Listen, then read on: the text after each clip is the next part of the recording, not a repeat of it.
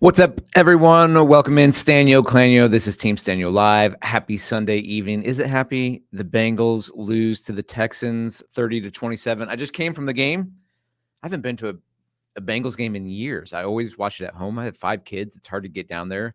I was gifted some tickets today, which was amazing. Took a few of my friends down there, Club Bengals, as we call ourselves. We're normally watching it in our living room and watch the Bengals go down. Maybe we'll get into that a little bit further, but excited about this live because we're going to try to shift attention away from the sad Bengals loss today and give you guys an update on the Cincinnati real estate market. I've got lots of data coming in. We are in, what are we? I guess we're getting closer to mid-November now.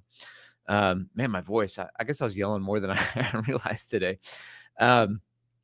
So we might keep this one a little briefer today, but going to show you the October data so you guys know where we're at in the Cincinnati real estate market. So whether you are looking to buy or sell and you're thinking is now the right time, what are the prices like? I know they've been going up. What are the interest rates like? What is that doing to the market? Are homes sitting on the market? What is how much supply is out there? We're going to look at all those things so that you guys can make wise decisions. And whether, like I said, whether you're looking to buy or sell, is it the right time to do that? What's going on in the market? What you're hearing nationally from an economy and a housing market standpoint, the same as what's happening here in Cincinnati. So we're going to look at that data. If we get into it, we're also going to dig into a really interesting article about home builders and first-time home buyers and the challenge that builders have because of high building costs and the challenge that buyers have because of the high home prices and and the high interest rates and what's kind of happening in the market from that standpoint. So interesting article on that front. If you guys are watching the live, be sure to say hello, jump in the chat, let us know where you're watching from. Always excited. We can, we had an election. We had an election here today, or not today. We had an election a week ago, and we're going to go through those results. Pretty interesting results. We've been talking about the Cincinnati Railway sale here on the channel for a little bit, and we'll talk about those results and see what happened here. So let's jump right in and let's look at some charts. Who doesn't love them a good chart, right? So like I said, I pulled data from October. I want to give you guys a feel for what's going on in the Cincinnati real estate market. And we've got data going back 2 years here on the Ohio side. So in case you don't know, we have 2 different MLSs here in Cincinnati and Northern Kentucky. So this is over a 2-year period. This first chart that we're looking at is the median price of sold homes going back over the last 2 years. And this data is going from October of 21 through October of 2023. And what you see, the counties we're looking at are Claremont, Warren, Butler, and Hamilton County. So those are kind of the counties on the Cincinnati side where you're seeing the most amount of sales. We're going back 2 years, and this is single-family condominiums and townhomes. Now, the median price of a sold home in October 2021 was $245,000. In October of 2023, that number bounced up to $280,000. So over the 2-year period, that's an 18.14% change where prices have gone up. But what I think is really interesting about this chart, what I wanted to point out, was with interest rates, with a little bit longer days on market, with seasonality, you would think that the home prices would go down. In fact, we were seeing a trend, from the summer. We kind of hit our peaks in May and June, went down slightly in July and back up in August. And then September, we saw a dip in the median home price in Cincinnati. And you would think potentially, if you go back at the previous year, you see that from September, it went down into October. But what we actually saw was the median home price went back up. It's about the same as September, but it went slightly back up to 280. So even with higher interest rates, even with a little bit less demand because of those higher interest rates, the median home price in Cincinnati went up from September to October. So that's something to look at here. And over a 2-year period, it's up 18.14%. Now, likely what we will see, if you look at going back to 21 and you look at October, November, December, and January, you see the prices go down a little bit in December and January. November, December, January. And in 2022, you see the same thing from October. It actually goes back up in November, then down in December, down in January. January is kind of your low point for median home prices the last 2 years. And likely that'll be the same because not a lot of houses are being sold then. There's not a lot of demand from buyers. And so the houses that are on the market, they might get a little bit lower bids by buyers. So this is why I always say, if you're looking to buy, the winter actually can be a really good opportunity for you in terms of seasonally in the year versus now that the downside is you have less inventory.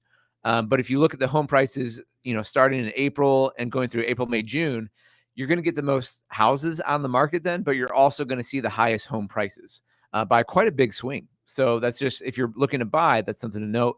If you're looking to sell, that's also something to note. Yes, you can absolutely sell your home through the winter, but you're probably going to see the highest price when you get the most buyers coming out in spring into early summer. All right, let's go down to the next chart here. What we're looking at is the supply and demand, and we're looking at the number of units sold over the last 2 years. Now, this was a big aha for me as I was kind of starting to do some of my annual planning, kind of reviewing through the year. And I'm looking at how we did this year in our team compared to last year. And I pulled up this chart this week. I was like, oh, wow. Okay. That makes me feel slightly better. Not great, but slightly better in the sense that if you look at this chart, it's sliding down over 2 years, that linear path. And it's actually a 34% change down of the amount of housing units sold over the last 2 years. So what does that mean? It just means there haven't been a lot of houses sold. So when you're hearing national stories about, home sales are down, here in Cincinnati, it's not home prices. As I just showed you, home prices are up. In fact, if you go, year over year, we're up, roughly 9%, 18% over the last 2 years. In fact, I got here's a 1 year chart. It's up, sold is up 11% over last year, over last year's October. That's first and last month. So prices have gone up despite what people thought might happen here in Cincinnati. Home prices have continued to go up, but the amount of homes sold is down. So I'm going to scroll down to one more chart here, which is going to show the amount of for sale units in red. And look at this. Hey, we jump right from Halloween straight into Christmas colors, right? Little red and green for you. But the red here,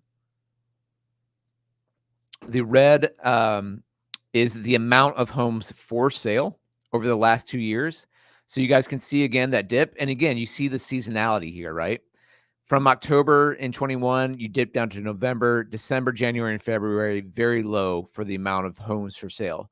Same thing happened in 2022. December, January, February is the lowest amount of homes for sale. And, the amount of homes sold correlates with the amount of homes for sale. Basically about the same linear path, right? So you're down 17% on the amount of homes for sale. You're down 34% on the amount of homes actually sold over a 2-year period. Okay, so if you're just looking at this 2023 compared to, going back from October 2021 through September 2022, you're down 34%. That's a lot of homes. And I can tell you guys, for sure, there are a lot of real estate agents who are looking at this chart and are really feeling this. I mean, just imagine in your business, if you're down, I'm sure you can. There's probably a lot of industries that are feeling this kind of hit, down 35%. But that's a big. We'll talk about the factors as to why this is. We've talked about that a lot on this channel, but I think that's an important chart to see. Prices still up, but the amount of units sold are down, because the amount of homes for sale are down. Why is that happening? That's happening because interest rates have gone up, and the sellers who are locked in at a lower rate, 3, 4, 5%, they don't want to, even though they've got a lot of equity in the house. In fact, the chart we showed, a month or so ago showed that 70% of homeowners own at least 50% equity in their house. So even though they could cash in on that equity and downsize or upsize or buy a newer home or do something with that cash, a lot of them aren't selling because they don't want to get tied back into a higher interest rate. I think we'll see that actually change. My predictions, we'll see that actually change in the months to come and into 2024.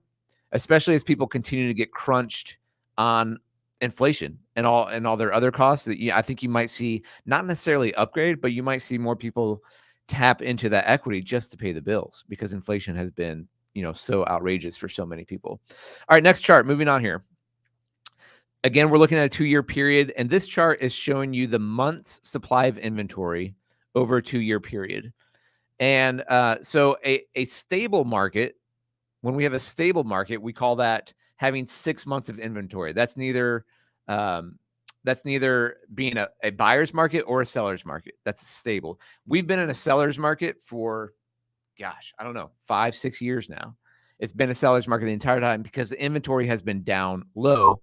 6 months of inventory is what's known as a standard, and we haven't even sniffed 3 months inventory in a long time. So what you're seeing here in this chart is currently right now the inventory is 1.5 months.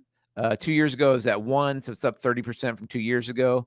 But again, what's important to note here is people thought, because we kind of peaked in December last year, and that's why a lot of people thought home prices would kind of stabilize this year and not go up as much because we thought we'd see more inventory. But as soon as we jumped into 2023, that demand hit again. People kind of like understood that interest rates were going up. The buyer demand came back and poof, and sales were going January, February, March, and that inventory came way, way down. Now you couple that with, but we do, what is of note here is August, September, and October, you do see a climb. So again, if you are thinking of buying, if you waited out all spring, all summer, now you're like, gosh, I don't know, interest rates might keep going up. I just don't know. Now can be a good time because inventory's up a little bit. It's still not it's not a buyer's market, but you can find those homes. I talk about this a lot. If you're looking to buy, the tips you want to do is look for those homes that have been sitting on the market a week, 10 days, 2 weeks or more. Because when you're in such a low inventory market and sellers haven't sold yet, they get a little antsy, they get a little nervous, and that's where you might be able to get it. You're not competing against other buyers, and you just might be able to get it at or below listing price. I've got another chart for you guys to look like that. Peter, what's up? Hope you had a good day today. Sucks the Bengals lost. I had a great day. I was in the sunshine. I got cooked a little bit on that east side of the stadium. And the Bengals lost. That does suck. We are in quite the hole now. That was one that we could have used. I think we're 1-4 in the AFC now, and we've got Ravens, 2 Steelers, Browns, Chiefs, Jaguars in front of us. So I would say that this season is, this season has been a little bit of a roller coaster. I feel like I'm in a glass cage of emotions. Little Anchorman quote there for you. And yeah, we've been up and down this year. We've been up and down. We were up after that Bills and Niners win, and now we're right back down. So, it's being a Bengals fan, living in Cincinnati. One thing I'll give everyone here is it challenges your resolve, and it only makes us stronger. Get stronger, die, right? So that's kind of where we're at here. All right, let's get back into these charts. Monthly dynamics, average days on market versus cumulative days on market. So, similar, if you're seeing that the months of inventory is cropping up, you would also expect that the days on market is cropping up, which it is. Not a ton, again, but if you go back to this chart in 2022 and 2021, you see that the days on market creeps up into the winter. Only makes sense. Less buyers out there. People are in school, not a lot of buying in the Thanksgiving, Christmas, New Year's holiday season. People are kind of hunkering down. The days are dark. The days are short and dark and cold, and it's hard to show a house. The lighting's not as good. You don't get that beautiful summer night, into 8, 9 o'clock at night where you got showings in warm weather. It's cold, it's dark, and there's less homes sold. And so days on market creep up. Now, again, if you're a buyer, this is good news for you. Now, the difference between days on market and cumulative days on the market, I'm so glad you asked, my smart watchers that you guys are. Cumulative is if you happen to be on the market and do a withdrawal, like where you take it off the market to maybe do a repair or do a price change or take some new photos or something like that, and then you put it back on the market. You didn't fully cancel it. You took it off for a little bit. You put it back on. Then that would show up in the cumulative days on market. And oftentimes the reason why that happens is you were overpriced, or there's something wrong with the property that, you thought a buyer would take, but the buyers aren't taking. So it's just not selling. And so the cumulative days on market is always going to be higher. So it's the, the lighter blue on this chart. It's always going to be higher than the average days on market. But these charts are tracking roughly the same, and you're seeing they're creeping up a little bit. And you can expect that they're going to continue to creep up in November, December, and probably into January as well. And that's why I say that the fall into the winter, if you're looking to buy resale, even if you're looking to buy new construction, we might get into that tonight, it's a good time to buy, because that days on market makes sellers a little bit more nervous. Nervous sellers is good for buyers when you're looking to try to get, not pay top dollar. I don't want to say get a deal, because getting a deal in this market is still very, very rare.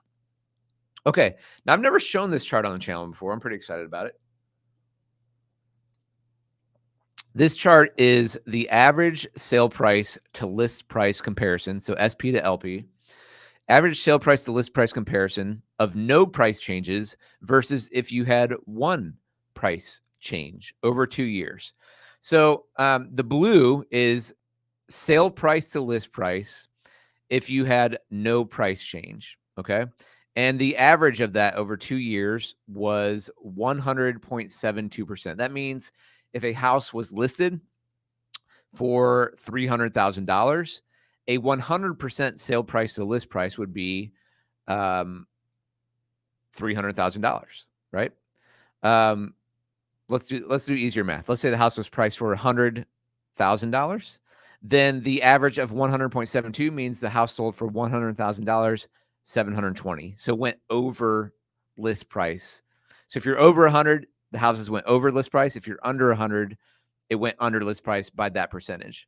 So if the average under on no price changes, or I'm sorry, that's the minimum.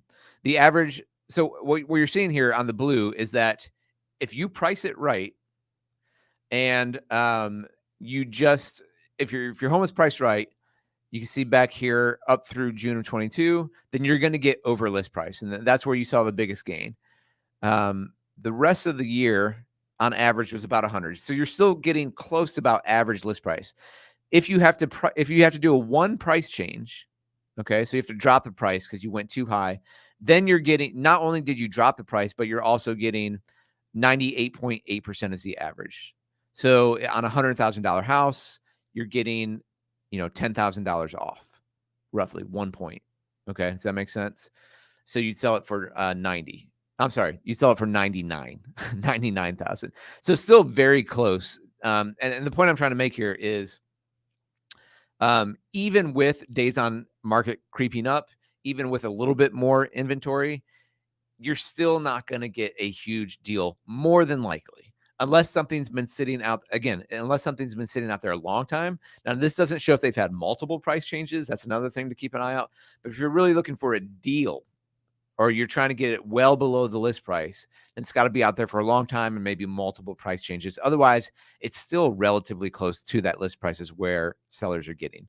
Now, getting a deal and putting an offer on something that's been out there for a long time, there's probably a good reason in this market why it's out there. So it all depends on what you are willing to put an offer on, because more than likely, if it's out there, it stinks, or it smells, or there's a crack in the basement, or something's going on. What is up, Tabernacle? Blessings, good to see you. Thanks for chiming in. Blessings to you as well. All right, let's keep rolling here. Just looking at this chart, this is a 3-year period.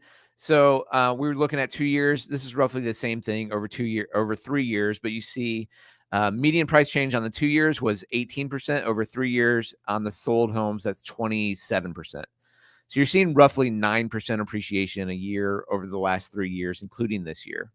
So I'm going to kind of zip through these a little bit quicker because it's basically the same data, just over a 3-year period. I kind of wanted to give myself a little bit more context. This is looking quarterly of units sold. And again, you can see over a 3-year period, basically the same thing, down 37%, tracking. And this is kind of cutting that in half, that linear chart in half. But units sold is down 37%. A lot of that is because units for sale is down 32%. Okay. So there you go. Questions on that? Feel free to leave it in the chat. What does that mean for you guys if you're looking to buy or sell? So I'll just kind of say it again. If you're looking to buy right now, it's a pretty good time of year to buy. You don't have a lot of inventory out there, but hey, you haven't had a lot of inventory out there in the last 3 years. But what you are seeing, days on market creeping up a little bit. You are seeing list price to sale price down a little bit from over the last 2 years, and you're heading into these fall and winter months where it's a little bit cooler. Now, I'm not saying that the house is going to be cheap, right? Home prices, as we saw, have continued to go up. But if you're on the sidelines, do you want to keep letting this chart go? Do you want to let it to go up? Because it's going to be up more than likely 9% next year again, right? Do you trust that that interest rates are going to stay where they are? So I always think it's good if you can get in the game. We've got a lot of great lenders with some low down payment options. But yeah, I understand certainly it's challenging, but if you can get in the game and get a home, now is a pretty good time of year to buy. Now, if you are a seller, what does that mean? If you want to cash in on that equity that you've earned over the last few years and do something with it. Like I said, maybe you're downsizing. Maybe you just got some bills you got to pay. Maybe you're upsizing. Maybe you've got, 50, 75, 100 grand in equity because you bought your home 5 years ago and you're like, hey, had more kids are getting bigger. I want to move from this 3-bedroom up to a 4-bedroom, or I want, instead of 2,200 square feet, I want 28 or 3,000 square feet with that basement. If you're looking to sell right now, I just highly recommend you look at this, you work with an agent who has this kind of data that they know what they're doing. Because the worst thing you can do in this market right now is price too high. Because then you get in that cycle where you not only have to drop the list price, but then you're going to get the offers from the people that I'm telling to put in a lower offer in on.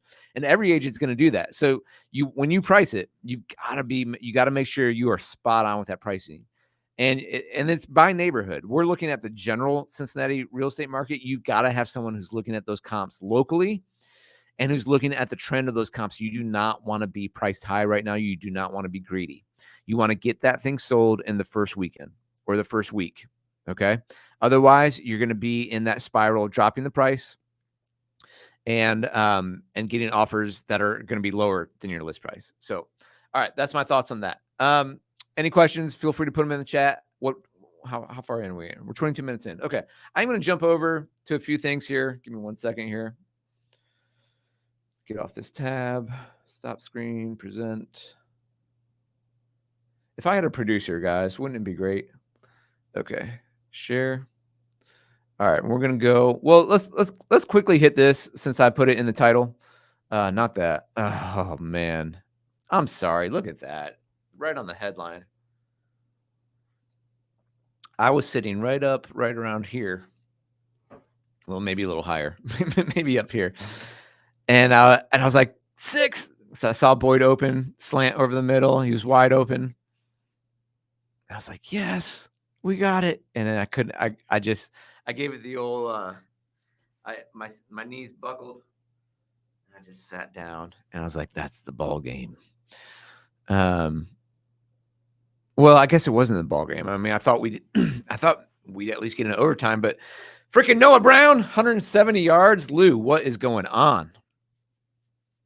That was weird to give up that many explosives and that many chunk plays. It was the same play every time.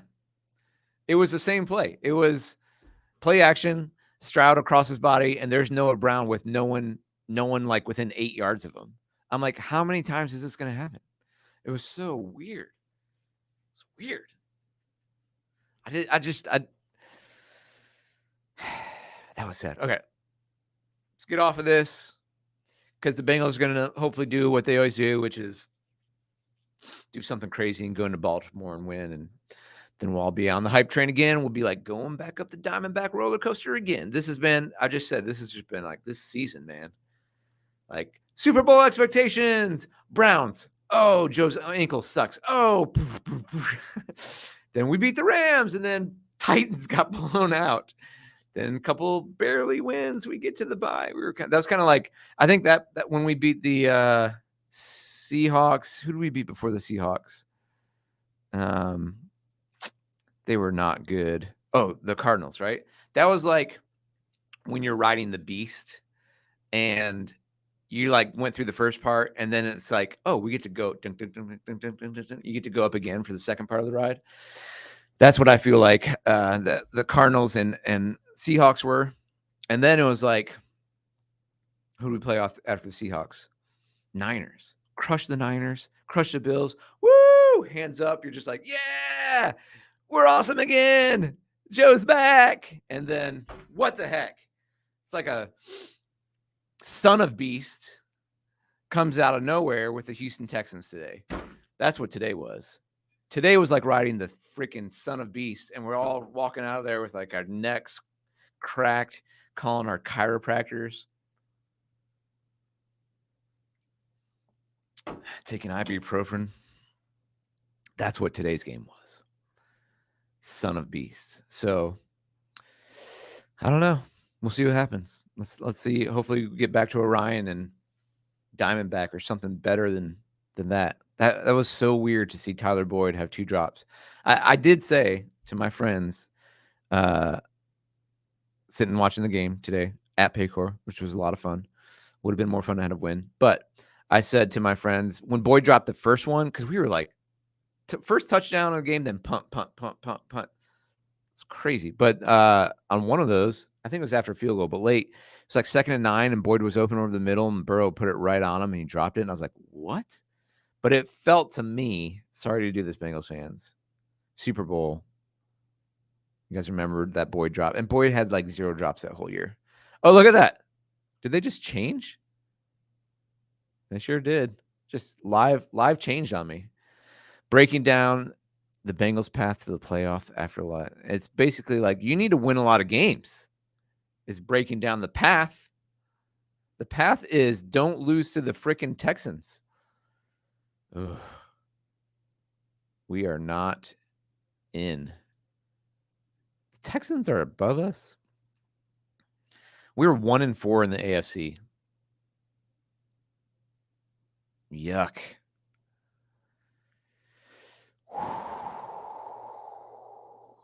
We got to climb someone. Man, Houston has a tiebreaker over us. That is insane. And CJ Stroud looked really good. No, I take that back. He looked good. But freaking Noah Brown was wide open all day long. So was Tank Dell. We had no pressure. Is that just Sam Hubbard not in there? Does our second backup defensive line, are they that bad? Cam Sample, Zach Carter, Joseph Asai, Miles Murphy. I thought this was supposed to be the Joseph Asai year. Like, what has happened with Joseph Asai? No pressure, nothing from Hendrickson, and our offensive line just blown up all day long. Weird. We just got beat in the trenches this game. I mean, weapons aside, I still thought we were going to win it. As bad as we played. As bad as our defense. But, I mean, to be fair, our defense was, not put in good positions because our offense went punt.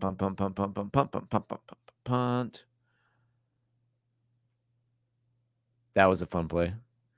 Chase was not right today. Like, you could tell he's hurting because he didn't even celebrate it after that touchdown. I was like waiting for him to gritty.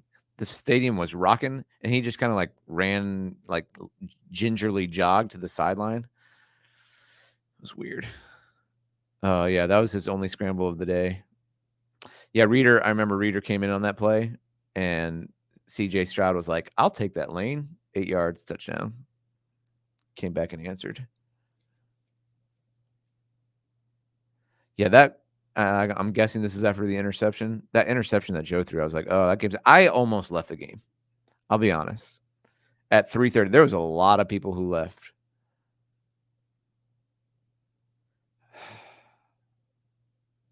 Yeah, that interception, that was not good.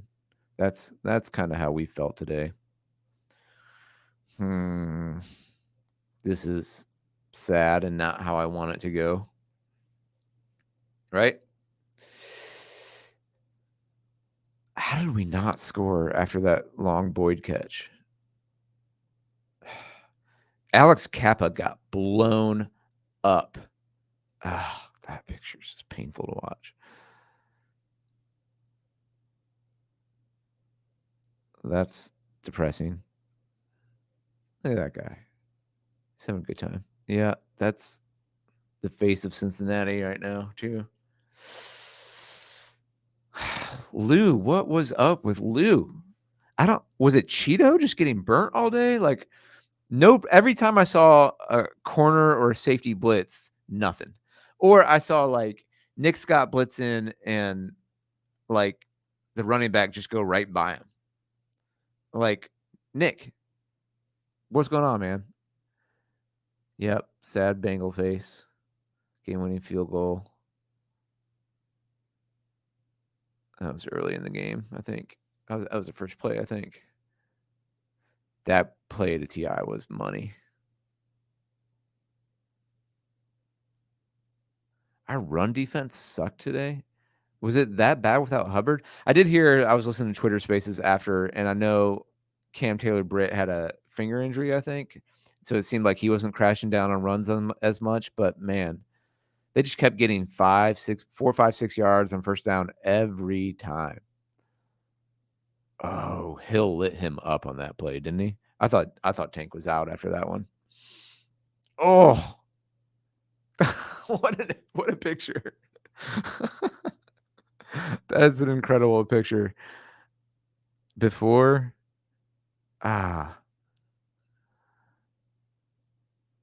what's that mean? Like, how's it going? Poor Tank. That. Yeah. Okay. Well, I'm going to stop because I'm sad. Okay.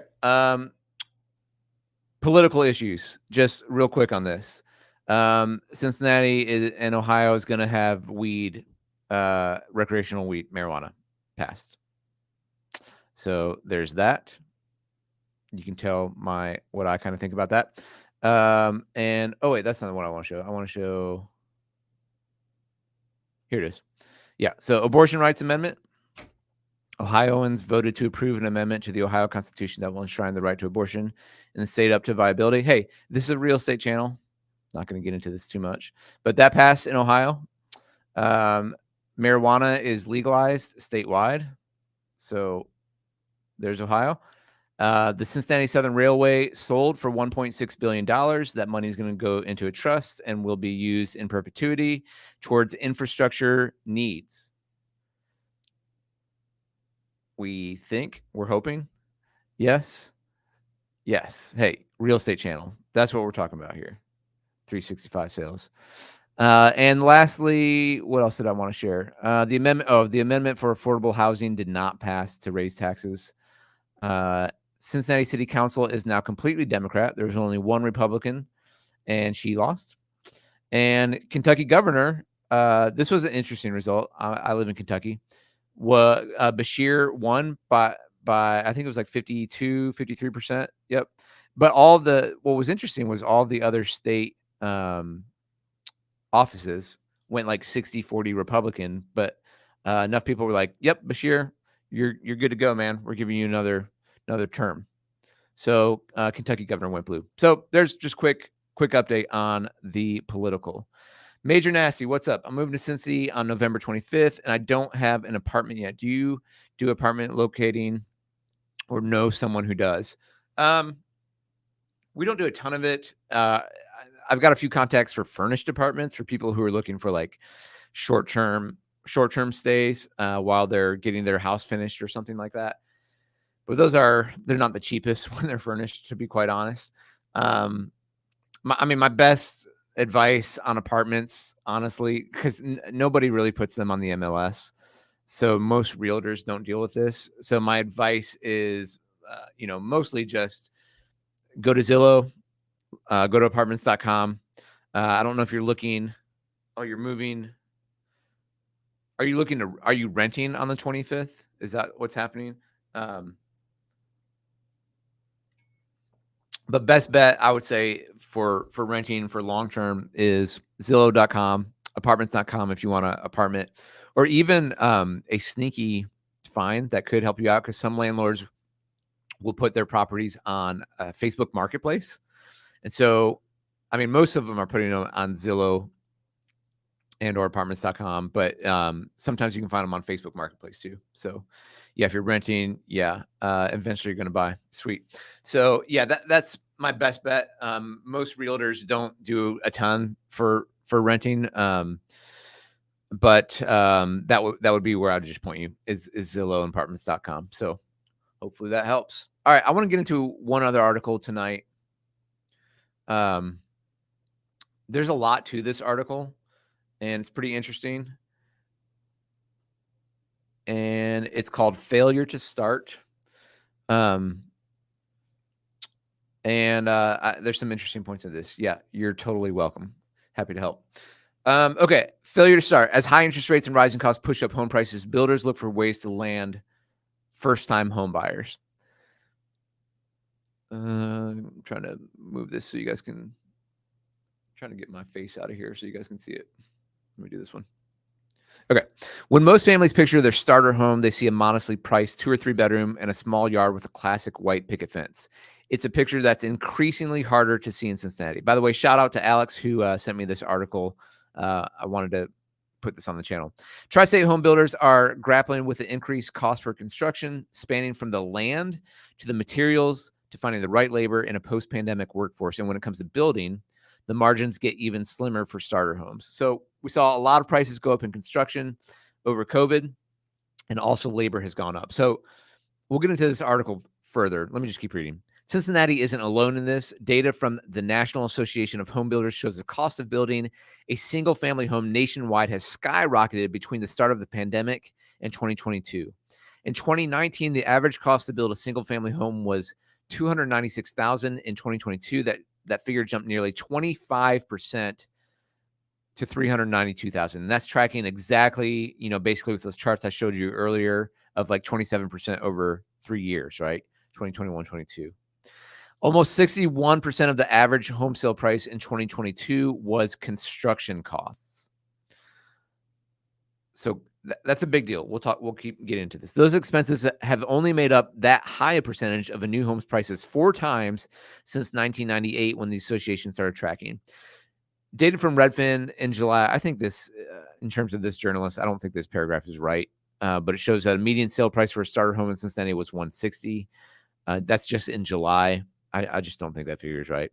That's a figure well below the listing, unless she's saying just starter home and she's only looking at like 1 to 2 or 3 bedroom homes. That's possibly the only way I could see that. Many falling in the 2 to 300s. But nonetheless, it's housing stock that must be built in Cincinnati's market. This is the region's moment to learn from other booming housing markets on the coasts that didn't build enough starter homes, argued Gary Painter, academic director of the University of Cincinnati's real estate program. So I find this really interesting. He's like, look, you've got to have enough you've got to have enough first-time homes. You've got to build product that's closer into the city that will work for people so that they're not priced out. And I agree with this. I think the market should do whatever it can to figure this out. We'll, as we continue to read through this article, we'll see what they are doing. If the region doesn't build across the market spectrum, it risks pricing out families from lower income backgrounds, 100%. And I've got a few things lined up on the channel that I'm going to try to do to show, to get some of this this product that is new construction, but also on the lower end of the price range. So I'll try to be bringing that to you guys in the upcoming weeks.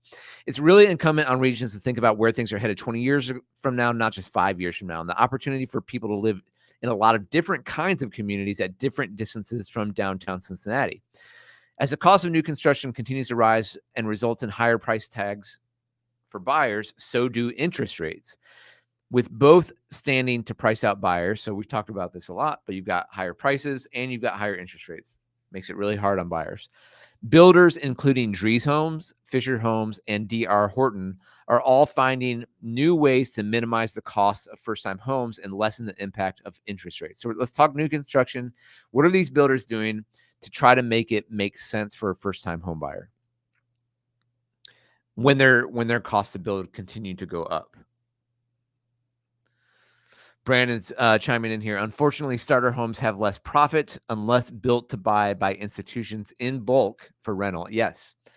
Yeah. And there's no question. That's why you haven't seen a lot of this product built, right? By builders, because the margin's not there for them. And if they have demand where they can keep selling, their homes that are starting at 400 and up in the 5, 6, 7s or higher, they're going to build those. But that's a great point, Brandon. Thanks for chiming that in. And yeah, and what you are seeing in terms of buying land and building these bulk homes across the countries, they're not selling them, they're starting to rent them. And that's why I'm saying, like, I know that Cincinnati there's not a lot of cities left across the nation where you can get, like, if you haven't bought in yet and you're in the generation where you've been saving up and you're like, well, I'm just going to be renting my whole life. I know it's getting harder and harder and harder and harder, and it's harder now than it was 2-3 years ago. But if you can do it now, I'm saying, like, try to get in and get something that can appreciate. Own something that can appreciate and can build equity. Otherwise, you can get stuck in renting, because you're totally right, Brandon. That's what's happening a lot, is like this first-time homebuyer product's not getting built a lot. Local leaders from Dries, Fisher, and D.R. Horton all agree interest rates are one of the biggest challenges they're facing right now, but there are other factors in the market. Some still a trickle-down effect from the COVID-19 pandemic that are making building affordable starter homes more difficult. Cincinnati is relatively affordable when compared with busy markets in the Sun Belt.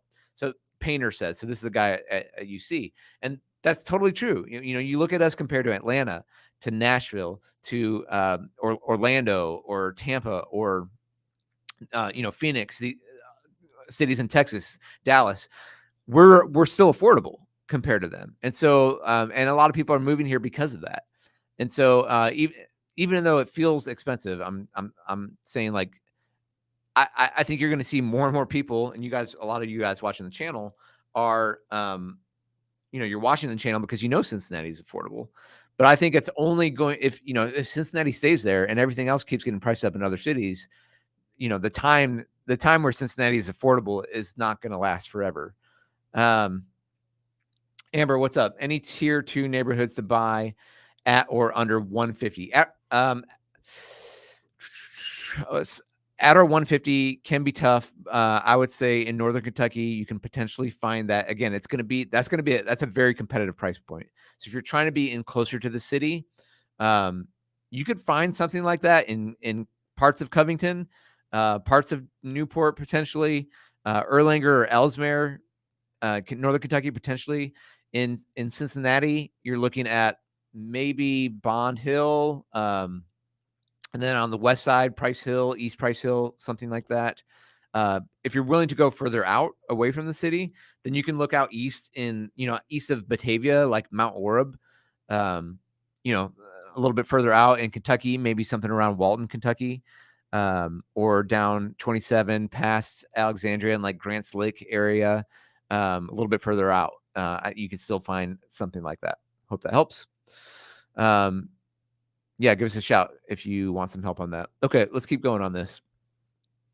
Cincinnati is still relatively affordable to these other Sunbelt cities, but the city is plagued with one issue some of its Midwestern peers aren't facing: a lack of open land.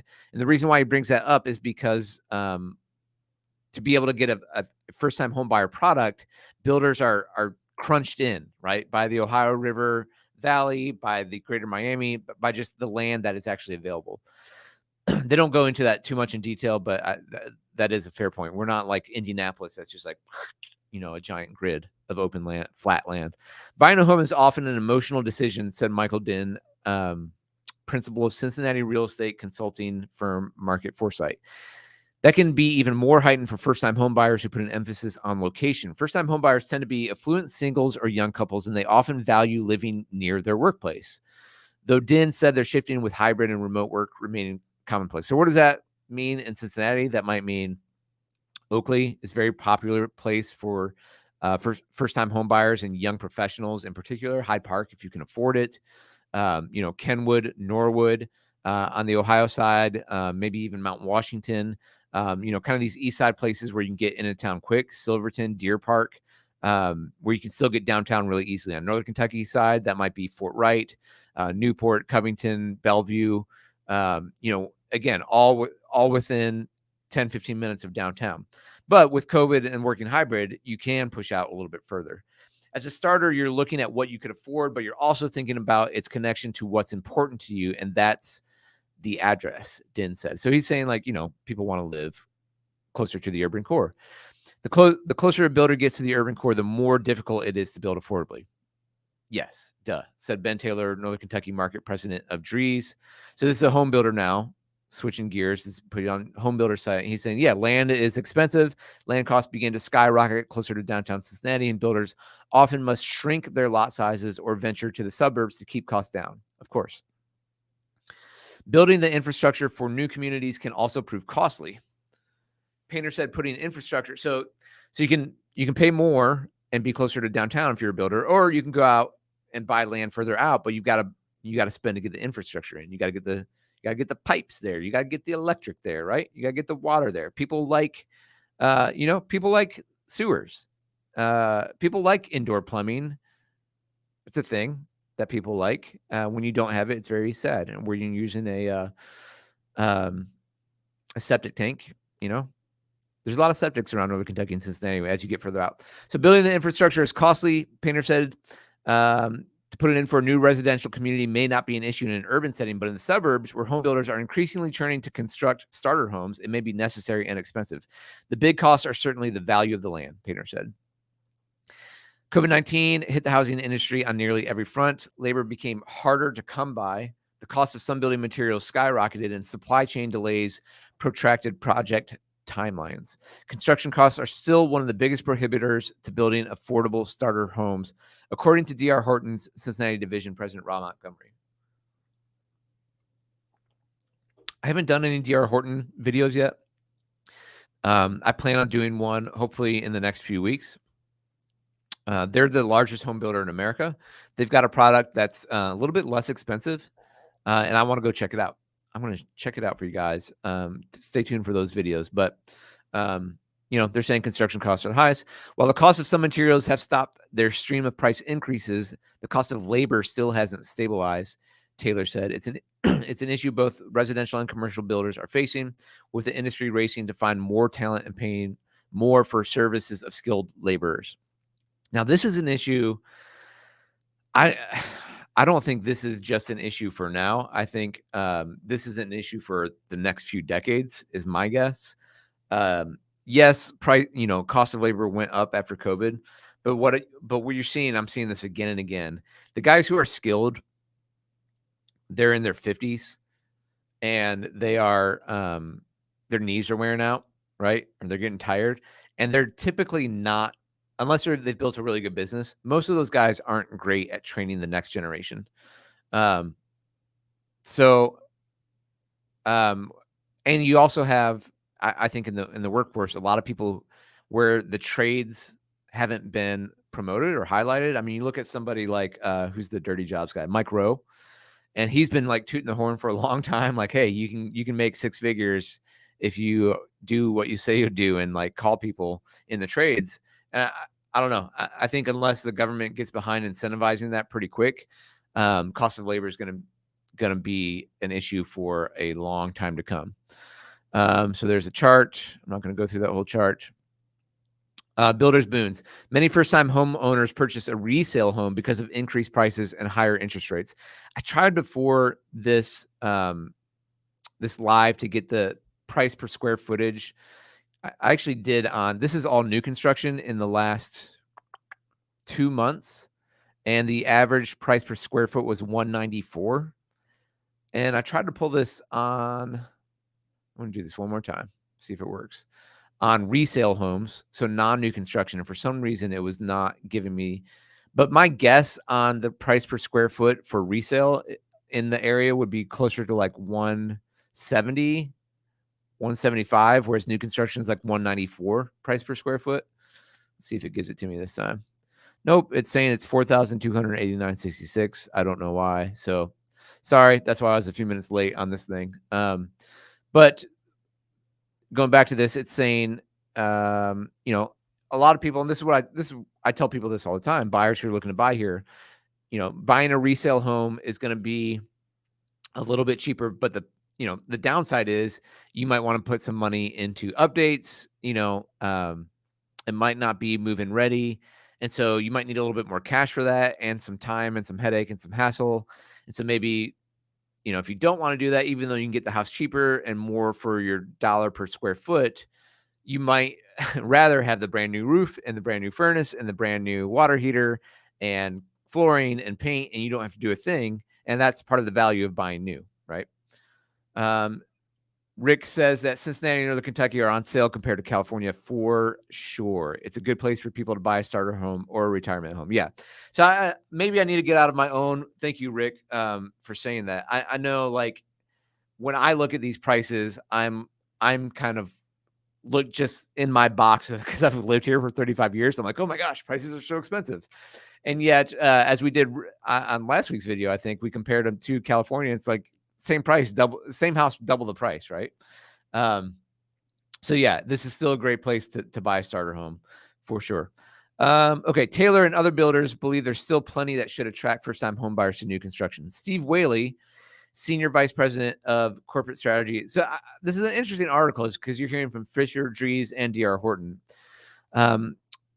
VP of Corporate Strategy at Fisher points to the benefits of modern homes have compared with older resale homes, including they're more energy efficient and you have more contemporary spaces like offices or dens for those who are working at home. And obviously so many more people are working at home now that it's nice to have these new floor plans that have, an office versus you go buy something that was built in, 1980 or before. And you're like, oh, and this is what I'm dealing with right now. My home is 115 years old. And I'm like, I wish this house didn't just go straight up and had a little bit more living space on this first floor. That would be really cool. And now I have to build an addition or move. So the homes, keep going on here. So the homes are just designed around the way people live today, as opposed to how they may have looked 20 or 30 years ago. But Fisher knows with today's interest rates, it needs to push other strategies too. One of the tools in its belt right now is buying down interest rates with its affiliate Victory Mortgage. Fisher and Victory are buying down rates by 6 points on available homes. That's got to be a typo. I think what they mean by that is saying that they're getting rates down into 6%. They're not buying them down by 6 points. Said Fisher, Northern Kentucky Market President Jason Finch, for some types of loans that brings the rate below 6%. I mean, that might be like 2 points down to 6% from 8.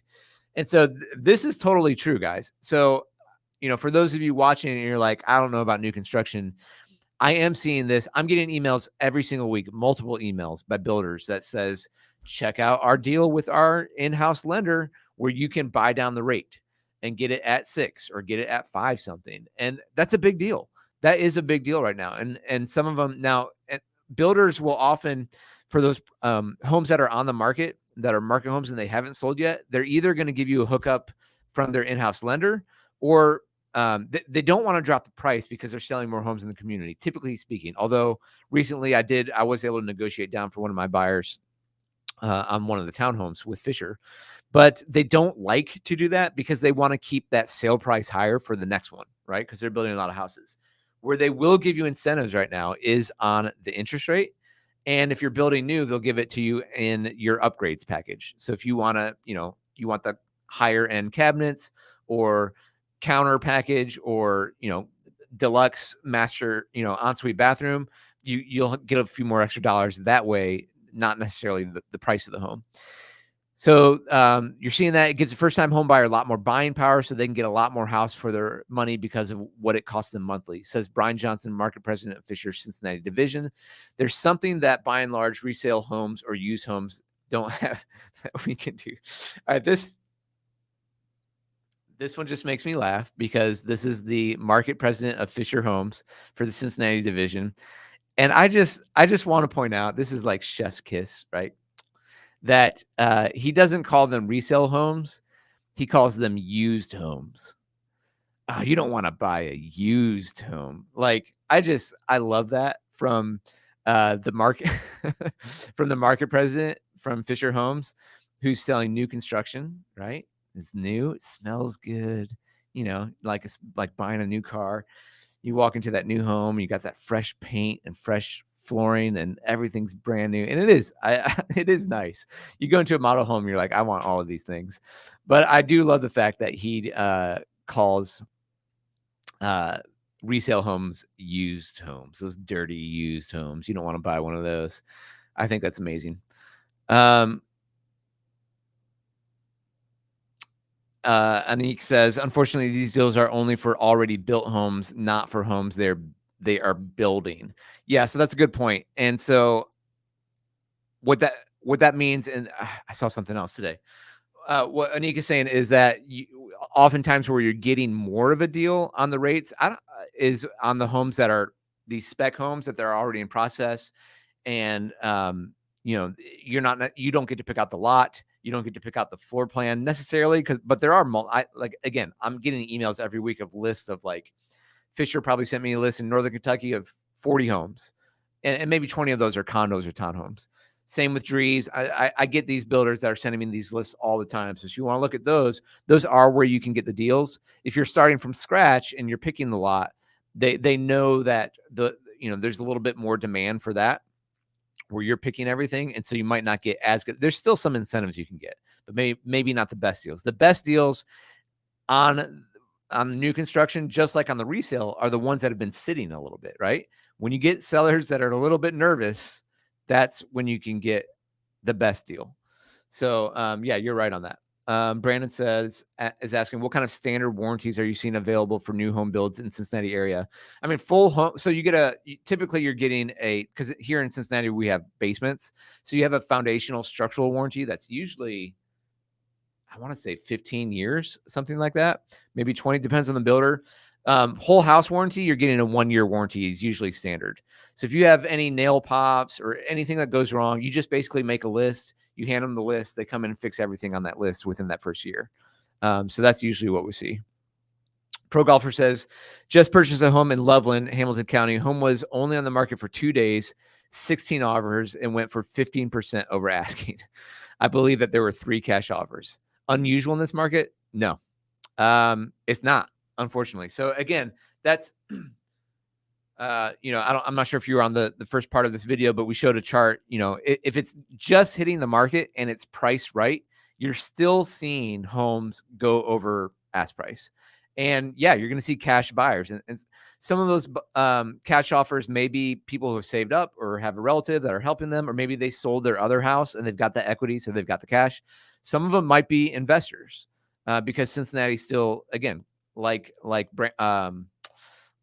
Rick said, nationally speaking, we're still on sale. And so you're still, if it's something in a nice neighborhood or even not a nice neighborhood, but it's just hitting the market and the listing agent knew what they were doing and they priced it right and it's in good condition, very not uncommon to see it go over asking price. 15% is quite a bit over. So they probably priced it pretty low compared to the comps. If I'm 15% on 300,000, that's 45 grand over. So that's a lot, I would say. My guess is, that strategy from the listing agent is, hey, Mr.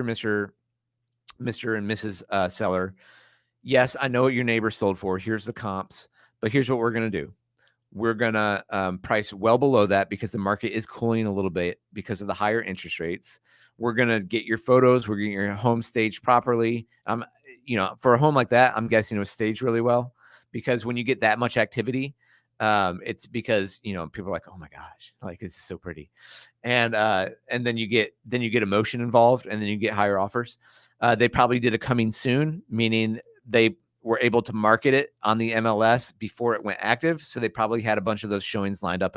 I'm telling you, this is what good listing agents do. And then they went active on a Friday. They got multiple offers on Friday and Saturday. They sent out a message that says, highest and best, everybody, send it to us. And they got the highest and best. And it was 15%. There's 3 cash offers. So sorry, long answer to say, no, it's not that unusual. Agreed that the price was housed low under market. Hey, I know what I'm doing here.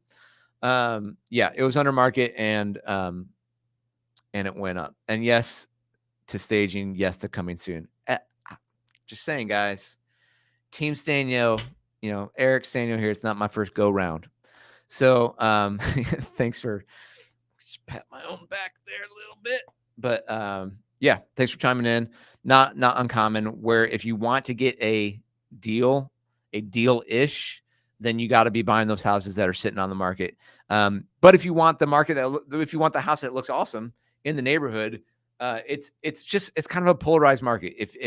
If a house like that comes out for sale, you got to be aggressive.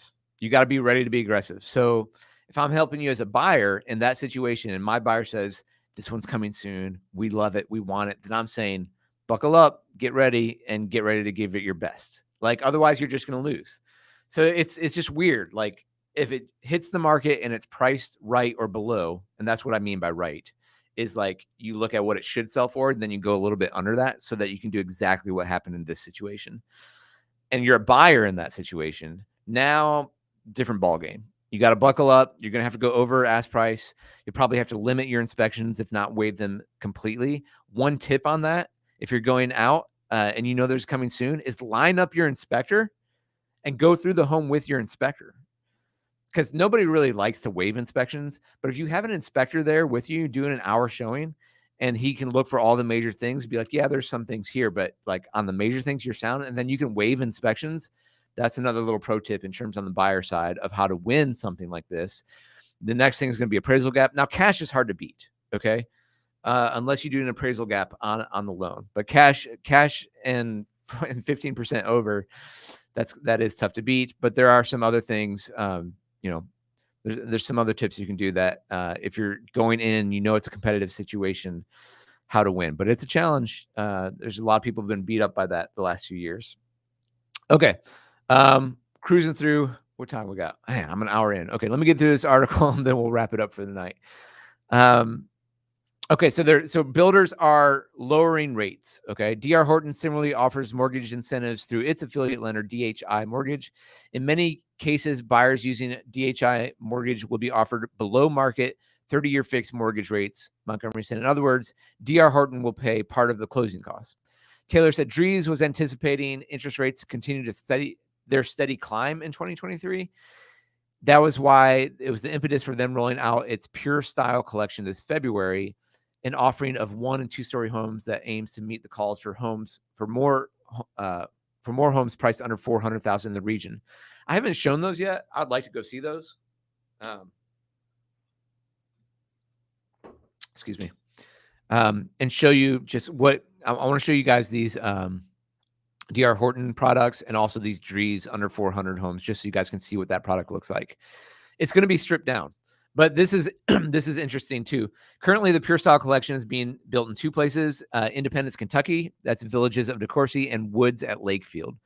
But Taylor said they have plans to bring it to the $200 million trailhead. I showed that to you guys up in Harrison. That's coming next year. They have 20 Pure Style homes for sale so far, including those looking at those that they sold. A lot of times they're selling to people looking to downsize and those looking for their first home. So it's a product for first-time home builders. But like I said, if you're not more expensive home, but you've got some equity in it and you're struggling with the bills, or, I mean, I hate to say it, but some people have lost jobs. Recession could potentially be coming if it's not here already in 2024. And you're like, well, I don't want to get foreclosed on. I'm going to sell my house and I'm going to downsize. Then maybe this is a product, they're selling this lower tiered product. It's still a new home. But it says, I think that the market is telling us that hits a sweet spot for a lot of our buyers. Taylor said the price point was what they were looking for. So under 400, right? And again, I'll show you guys, I'll try to make another video of those coming soon. Builders like Fisher & Dries are looking to minimize starter home costs by streamlining their offerings. For its Pure Style collection, I thought this is interesting too. Dries used a trimmed down purchasing process of about 6 design packages, including finishes for flooring, cabinets, and countertops. The pre-selected packages allow buyers to quickly curate the design of their home, all with an upfront price. That's a really smart thing to do. The process is designed to appeal to buyers looking to save both time and money, Taylor said. We think we're offering something to the customer that they would likely pick anyway if they had all these options available to them, but they're not coming in and being overwhelmed and feeling like all these add-on prices are being offered to them when they might be working within a budget. So this is really interesting to me because this is kind of like a hybrid. This is almost like a hybrid method that they're doing of the design packages. Because I've seen buyers, I've gone in with my buyers to the design, where there's trees or Fisher Homes or wherever, and you're like, whoa, like there's like 20 different countertops, and there's 20 different cabinets, and there's 20 different floorings, and you're like, I've got to like put all this together so it looks good, and you can get overwhelmed by that, and also you can price up pretty quickly because you're like, do I want the tier, like the level? Let's say level 3 carpet pad is bad, level 2 is better, and level 1 is the best. Is the best. You want the level 1 carpet pad, right? So like it's cloud, it's fluffy, it feels like you're walking on a cloud. And then you do a few of those at the design center, and you're like, our budget just went up 10% on this house, and on a $400,000 house, that's 40 grand. So like, this is a smart thing that they're doing, because this is essentially what market spec homes are. Their designers are picking this curated package that says this all looks good together, and they're doing it like because they're building a few on the street, they're mixing and mashing it so that the exterior, of one home doesn't look like the same next door. So they're kind of plotting those out so the street will look different. Now they're doing that with this Pure Style collection where you're saying like, here's the 6, here's what it costs, and it's going to look good. Here's your choice. And you save a little bit of money, and you save a little bit of stress if you're like me, have no idea about fashion or design, and I can't put anything together, and it stresses me the heck out because I'm terrible at it. I wish I was better. Maybe I'd be a better luxury agent if I knew how to like do fashion. I will get better for you guys. I promise. But I think this is a really good idea. So smart for Dries. Yeah, totally, Brandon. Happy to help. Okay, getting towards the end here. So it appeals to buyers. Some homes, such as those built in villages of DeCourcy, are constructed on slabs. So that's just a poured slab of concrete versus a basement. Eliminating the basements cuts the cost on those homes by 30 to 40,000. Let's look at these real quick. Dries, villages of DeCourcy, just real quick, and show you guys what these 6 floor plans ranging from 289 to 380 to 389 900. They've got 3 quick move-ins. So they've got 4 market homes right now. This one's for 380, 390, and 390. You're looking at 2265 square feet, 4 bedrooms, 2 full bath for under 400 for 380. That's great. 2,000 square feet, 4 bedrooms, 2 full bath, 2 stories, 2786 square feet. Really? I wonder if that's including some finished basement space on that one.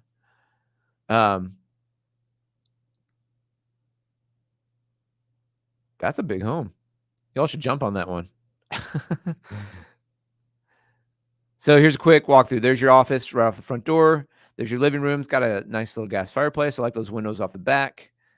Your kitchen's going to be off to your left. Nice big island. A lot of natural light in this. You got a deck off the back. Carpet in the living room. Vinyl in the kitchen. Got the pendant lights. Looks like they're finishing up because they didn't have the faucet. There's bedroom 1. There's a loft upstairs. I like that. So you got a play area for the kids, or school room, or whatever you want to do up there. Video, you can put a gaming room right there. There's bedroom, hall bath for the kids. And then there's your master walk-in closet. No, there's your master with ensuite, double vanity. Look, nothing fancy, but you're getting in for under 400. Brand new home. That's a nice large walk-in closet. And you're getting the deck off the back, and you've got woods. So nice product. Okay.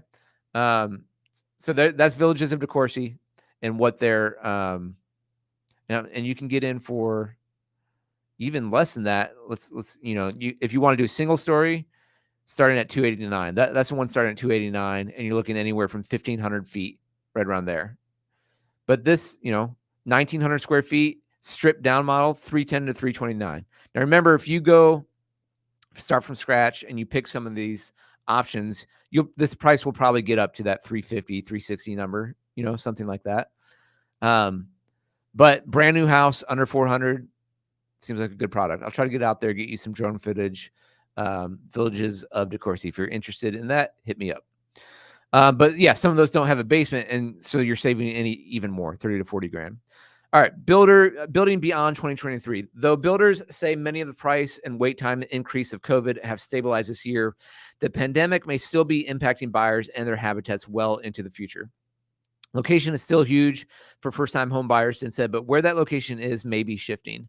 Din said many local buyers are starting to look out as far as Xenia or Aurora, Indiana for their first home. If a buyer doesn't need to be in the office as much, they're more likely to sacrifice proximity to work for a longer commute and more affordable starter home in the suburbs. For other first-time buyers, it's the product itself that's changing. First-time buyers are increasingly choosing to live in a townhome or other attached product as a more affordable alternative to a single-family home. Attached products mean buyers sacrifice sharing a wall or other surface with a neighbor, but they are usually newer than resale homes, closer to the urban core, and less expensive. For home builders like Dries and Fisher, attached products and condos may pick up in the $200,000 or $300,000 range, right below some of their least expensive homes. So I've been in these products, guys, the condos, the townhomes. Not only are they're newer, they're better insulated. They figured out the sound barrier, I think, between homes for these newer products. That's way better. I actually own a condo right now that was built by Fisher in 20, I think it was 2018, maybe 2019. And when I'm in it, I don't hear other people. Now you're going to hear occasionally, you're still attached, but if you need to get under that 400 and in that 200 to 300 range, the condo or the townhome might be the way to go. Townhomes, and you can get closer into the urban core. That's the other thing. If you can get further, if you are okay getting further out, you can buy those villages of DeCourcy or even further out for that larger single family home. If you want to be closer in, let's say somewhere like Tuscany in Covington in Northern Kentucky, where you're 15 minutes from downtown. I'm trying to think on the Ohio side. Honestly, it's tougher. There's a spot in kind of the Eastgate area. There's a few developments by Fisher. I think they're putting in some condos in Kenwood, but it's hard to get closer in to on the Ohio side where you're not at least maybe 15 to 20 minutes in. Townhomes may not be a long-term trend for first-time home buyers, but with interest rates curving upward, Din said it appears to be a set situation for now. That chemistry says it's going to be that way for a while. It's a short path of resistance.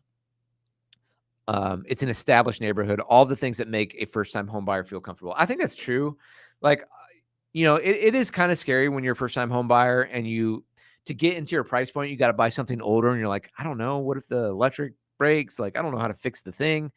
It is kind of comforting to be in a condo or a townhome where you're like, I only have to worry about the interior. I don't have to worry about the roof. I don't have to worry about the exterior. I don't have to mow the grass.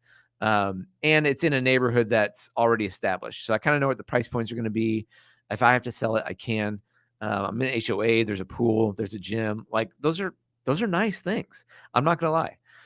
For Dries and Fisher, their townhome and paired patio homes start at lower price points than some of their single family homes aimed at first-time buyers.